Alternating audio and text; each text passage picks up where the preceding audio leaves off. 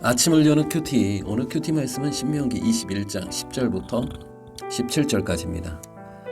영화배우 김혜자 씨 하면 전원일기, 한국인의 어머니 같은 이미지죠. 연기를 참 잘하시는데요. 그분이 아프리카를 방문한 후에 쓴 책이 있습니다. 그곳에 힘겹게 살아가는 아이들을 보고 쓴 수필집인데요.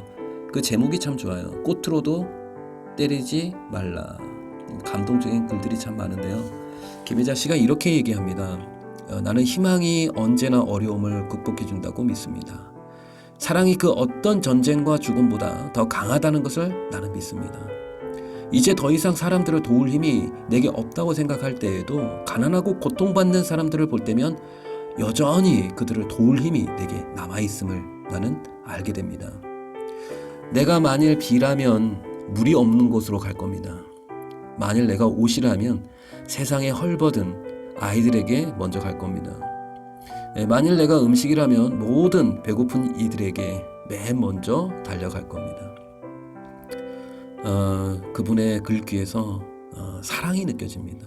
한 사람을 소중히 여기는 마음이 느껴지면서 세상은 정말 좋은 곳이구나, 그런 생각이 듭니다.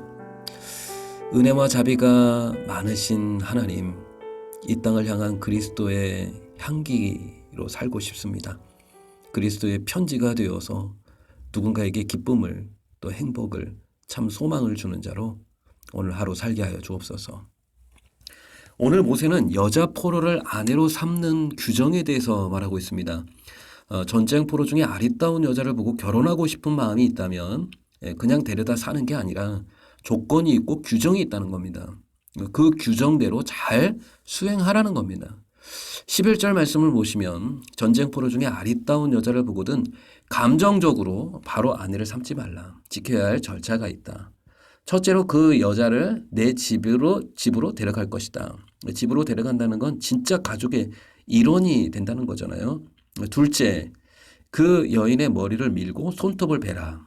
이건 특별한 예식 같은 건데요. 머리를 밀고 손톱을 베라. 이건 이전의 이방 종교 관습 또는 포로의 신분을 벗게 하는 겁니다.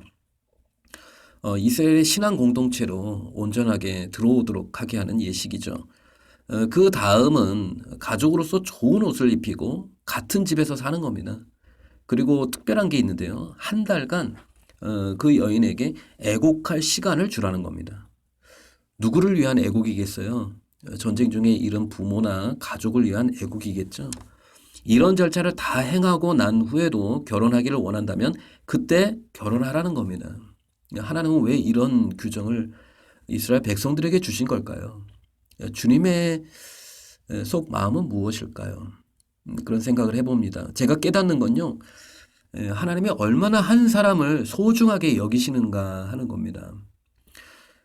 지금 이 모세의 시대는 기원전 1400년경이잖아요. 전쟁의 포로가 된 사람들, 가끔씩 영화를 보면 많이 나오잖아요. 남자는 다 죽이지만 여자들은 다 챙기잖아요. 이 당시 포로로 잡히는 여자들은요, 그냥 노예죠. 물건 취급을 당하는 거죠. 이스라엘이 아닌 다른 나라로 끌려가면 그런 대접을 받지만 사람 취급도 받지 못하고 능욕을 당하는 거죠. 그러나 하나님은 전쟁 포로가 된 여자라도 함부로 대하지 말라고 말씀하시는 겁니다. 법으로 딱 정해놓은 거죠. 전 위안부 할머니들이 생각이 났어요. 얼마나 비인격적인 수치와 야만적인 능욕을 당했습니까? 그러나 하나님은 절대로 그렇게 하지 말라는 법을 주셨죠. 심지어 14절을 보니까요. 결혼해서 살다가 마음에 안 들어 헤어지게 되는 경우 절대로 노예로 팔지 말라는 겁니다. 그 여인에게 완전한 자유인으로 살아갈 수 있는 권리를 주라는 겁니다. 여러분, 우리 주님은 얼마나 멋지고 아름다우신 분이십니까? 적용 질문 드리겠습니다. 내 기준에 따라 편견을 갖고 사람을 차별한 적이 있었다면 언제입니까? 사람에 대한 편견 또 차별을 버리고 사랑으로 한 사람을 대하기 위해 오늘 내가 실천할 것은 무엇입니까? 우리는요, 가지고 있는 사람이나 능력 있는 사람, 똑똑한 사람, 그런 사람에게는 저절로 잘하게 되어 있습니다. 그러나 참 어려운 것 중에 하나는 없는 사람을 소중히 여기는 마음. 우리 안에는 그것이 없다는 거죠. 오늘 하나님이 주신 법 정신은 뭐냐면요, 한 가지입니다. 전쟁의 포로 함부로 취급받는 사람, 그런 사람에게도 똑같은 사람으로 존중해 주라는 겁니다. 이것이 예수 믿는 자들의 마음이어야 한다는 거죠. 저는 신명기를 쭉 읽으면서 하나님의 성품 큰 두 기둥을 보게 됩니다. 하나는 거룩함이고 또 하나는 사랑입니다.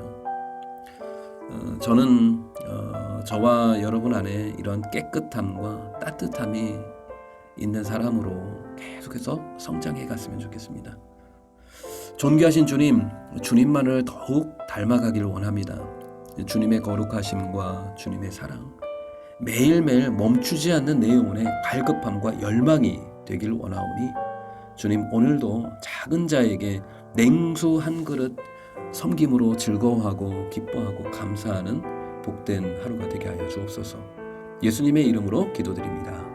아멘.